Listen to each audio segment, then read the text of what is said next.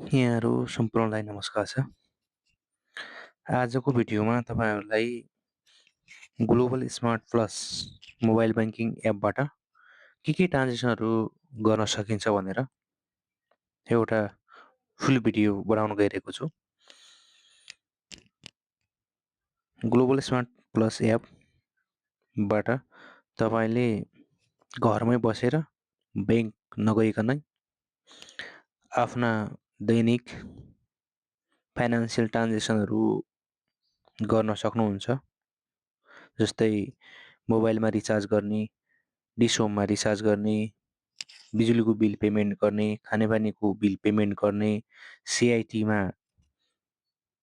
पैसा डिपोजिट गर्ने, global retirement फन्डमा पैसा डिपोजिट गर्ने, ब्याङ्क एकाउन्टहरूमा पैसा ट्रान्सफर गर्ने र विभिन्न वालेटहरूमा पैसा लोड गर्ने लगायतका थुप्रै सेवा सुविधाहरू तपाईँले ग्लोबल स्मार्ट प्लसबाट घरमै बसेर लिन सक्नुहुन्छ।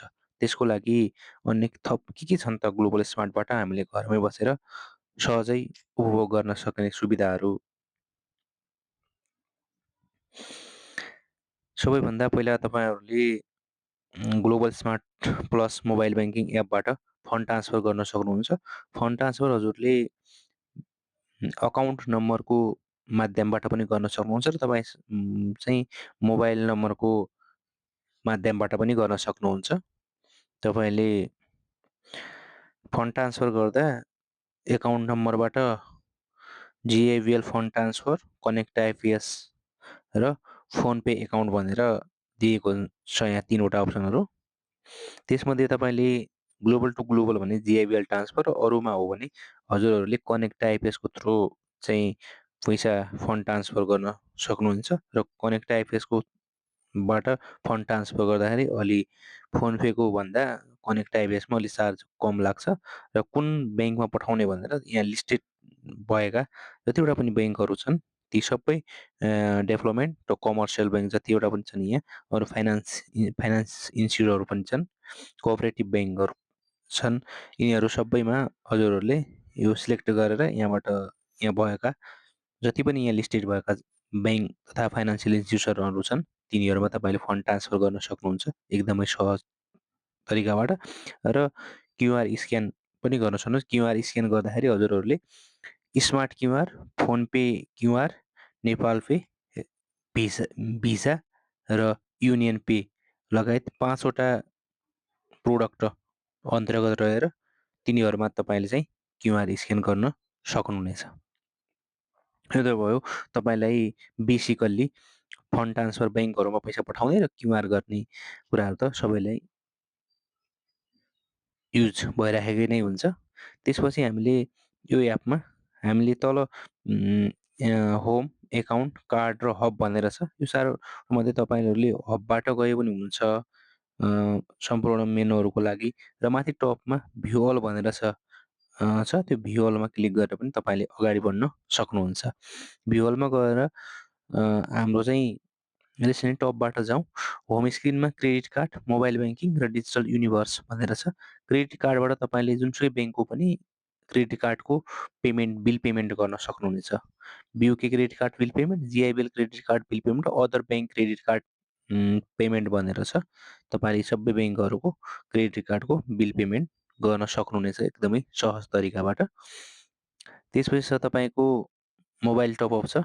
मोबाइल टपअप पनि गर्न सक्नुहुनेछ र त्यसपछि यो डिजिटल युनिभर्स छ। यो डिजिटल युनिभर्समा गएर हजुरले हरेक समस्याहरूको सोल्युसनको लागि यहाँ चाहिँ एकदमै सहजको लागि यहाँ डिजिटल युनिभर्स भनेर यो चाहिँ ग्लोबल आइएमई ब्याङ्कले एउटा डिजिटल प्लेटफर्मबाट कस्टमरहरूले ब्रान्च भिजिट नगरिकनै मोबाइलबाट नै हजुरहरूका आवश्यकताहरू चाहिँ यहाँबाट रिक्वायरमेन्टहरू फुलफिल गर्नको लागि यहाँबाट रिक्वेस्ट गर्न सक्नुहुन्छ। तपाईँको डेबिट कार्ड ब्लक गर्नुपऱ्यो, डेबिट कार्ड अनब्लक गर्नुपऱ्यो, डेबिट कार्डको ग्रिन पिन कार्ड एक्टिभेसन गराउनु पऱ्यो, न्यू डेबिट कार्ड रिक्वेस्ट गर्नुपऱ्यो र डेबिट कार्ड रिप्लेसमेन्ट गर्नुपऱ्यो भने यहीँबाट हजुरले सहजै गर्न सक्नुहुन्छ। साथै क्रेडिट कार्ड पनि ब्लक गर्नुपऱ्यो, क्रेडिट कार्डको स्टेटमेन्ट रिक्वेस्ट गर्नुपऱ्यो, न्यू क्रेडिट कार्ड रिक्वेस्ट गर्नुपऱ्यो, क्रेडिट कार्ड रिप्लेसमेन्ट गर्नुपऱ्यो भने पनि ग्लोबल स्मार्ट प्लस अन्तर्गत रहेर ग्लोबल को डिजिटल युनिभर्सबाट रिक्वेस्ट गर्न सक्नुहुन्छ। अब ग्लोबल स्मार्ट प्लस अन्तर्गत मोबाइल ब्याङ्किङ ब्लक गर्न सक्नुहुन्छ, मोबाइल ब्याङ्किङ अनब्लक गर्न सक्नुहुन्छ र मोबाइल ब्याङ्किङ एक्सेस प्रोभिजन भनेर भनेको छ। यो के हो भन्दाखेरि मोबाइल ब्याङ्किङ एक्सेस भनेको के हो? तपाईँले मोबाइल ब्याङ्किङ त लिनुभएको छ, तर सुरुमा मोबाइल ब्याङ्किङ गर्दाखेरि तपाईँले चाहिँ इन्फर्मेसन ओन्ली जानकारी मात्रै तपाईँले मेसेज अलर्ट मात्रै राख्नु भएको छ। डिपोजिट गरेको एसएमएस आउने, विथड्र गरेको एसएमएस आउने, फन्ड ट्रान्सफर गरेको मेसेज आउने, एसएमएस सिस्टम मात्रै एसएमएस अलर्ट सिस्टम मात्रै लिनुभएको छ सुरुमा भनेपछि। पछि तपाईँले चाहिँ ट्रान्जेक्सन प्रोफाइल पनि चाहियो। तपाईँहरूले फन्ड ट्रान्सफरहरू गर्ने, रिचार्जहरू गर्ने, अनि बिजुलीको बिलहरू पेमेन्ट गर्ने, विभिन्न किसिमका ट्रान्जेक्सनहरूको लागि ट्रान्जेक्सन गर्नुपर्ने भयो भने ट्रान्जेक्सन प्रोफाइलको लागि पनि हजुरले प्रोभिजन एक्सेसबाट मोबाइल ब्याङ्किङ एक्सेस प्रोभिजन भनेर छ। यसबाट हजुरहरूले रिक्वेस्ट गर्नुभयो भने त्यसबाट तपाईँले चाहिँ मोबाइल ब्याङ्किङमा ट्रान्जेक्सन प्रोफाइल पाउनुहुनेछ।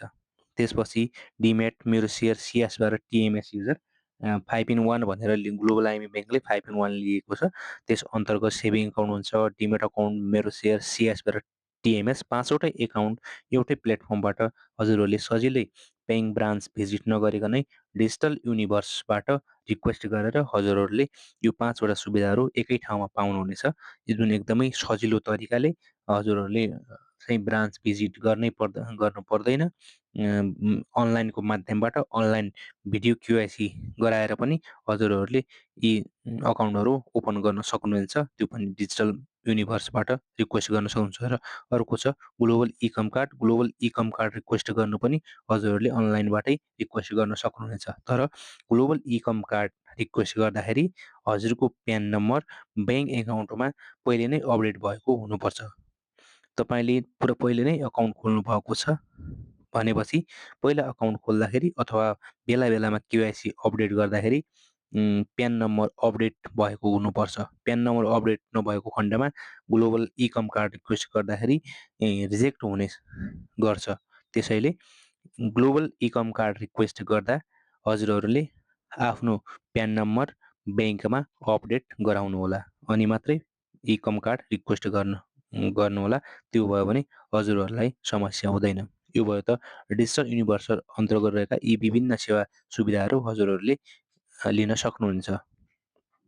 त्यस अन्तर्गत त्यसपछि हाम्रो यसबाट लकर सर्भिस पनि छ। लकर सर्भिसको लागि कुन ब्रान्चबाट लकर सर्भिस लिनुहुन्छ, त्यो ब्रान्च र लकरको साइज हुन्छ, त्यो साइज अनुसारको लकर पनि एप्लाई गर्न सक्नुहुन्छ ग्लोबल स्मार्ट प्लसबाट।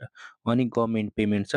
गभर्मेन्ट पेमेन्ट अन्तर्गत सिआइटी लोन रिपेमेन्ट गर्न सक्नुहुन्छ, सिआरओ पेमेन्ट गर्न सक्नुहुन्छ, काउन्सिलर पेमेन्ट गर्न सक्नुहुन्छ, आइआरडीको भने पेमेन्ट गर्नुहुन्छ, एफसी जिओ पेमेन्ट गर्न सक्नुहुन्छ, लोकसेवाको पेमेन्ट भयो, पासपोर्ट अफिसको भने पेमेन्ट, सोसियल सेक्युरिटी फन्डमा पनि तपाईँले पेमेन्ट गर्न सक्नुहुन्छ।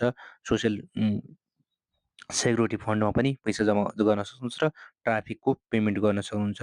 म्याक्सिमम् मान्छेहरूलाई चाहिराख्ने ट्राफिक पेमेन्ट पनि यहीँबाट हजुरले ट्राफिक पेमेन्ट सिलेक्ट गरेर इन्टर फिस्कल इयर गरेर प्रोभिन्स सिलेक्ट गरेर त्यसपछिको तपाईँको डिस्ट्रिक्ट सिलेक्ट गरेर त्यसपछि सिट नम्बर गरेर तपाईँहरूले पनि डाइरेक्ट रूपमा ट्राफिक पनि पेमेन्ट गर्न सक्नुहुन्छ।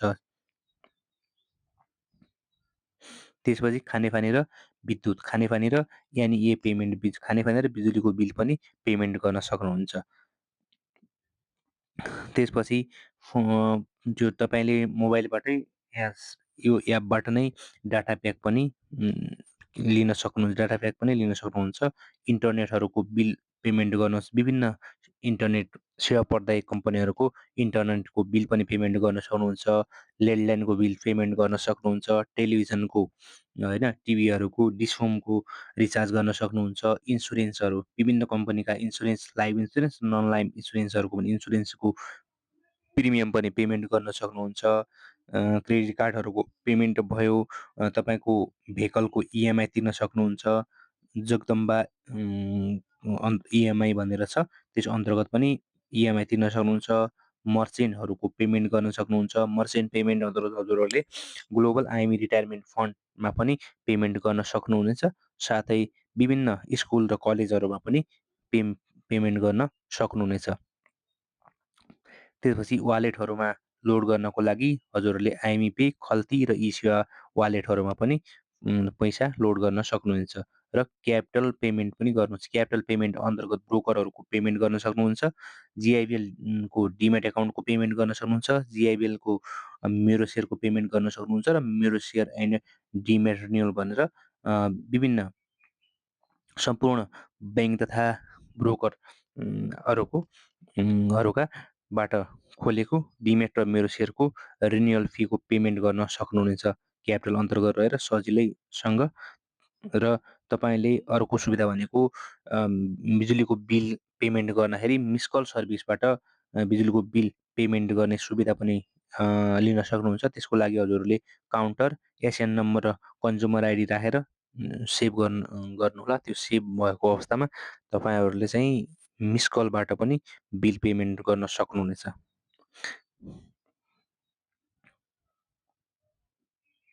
त्यसपछि इकम कार्ड रिक्वेस्ट गर्न सक्नुहुन्छ। फिक्स डिपोजिटको पनि रिक्वेस्ट गर्न सक्नुहुन्छ।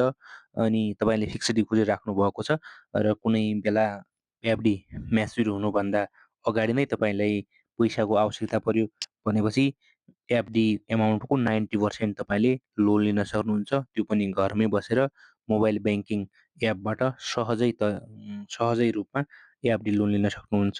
त्यसपछि क्युआरहरूको विथड्र ब्रान्च काउन्टरहरूबाट हजुरले एकचोटिमा 1 लाख र दिनमा 3 लाख चाहिँ चेक बिना नै क्युआर विथड्र गरेर पैसा लिन सक्नुहुन्छ।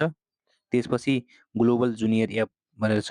ग्लोबल जुनियर एप बाट पनि तपाईँको आफ्ना 2 वटा बच्चाहरू को 12 वर्षदेखि 15 वर्षसम्म 12 वर्षदेखि 18 वर्षभित्रका बच्चाहरूको लागि ग्लोबल जुनियर एप एक्टिभ गराएर उनीहरूलाई विभिन्न आवश्यक पर्ने पेमेन्टहरूको लागि एकदमै सहज तरिकाले पैसा पेमेन्ट गर्नुको लागि जुनियर एप चलाउन दिन सक्नुहुनेछ।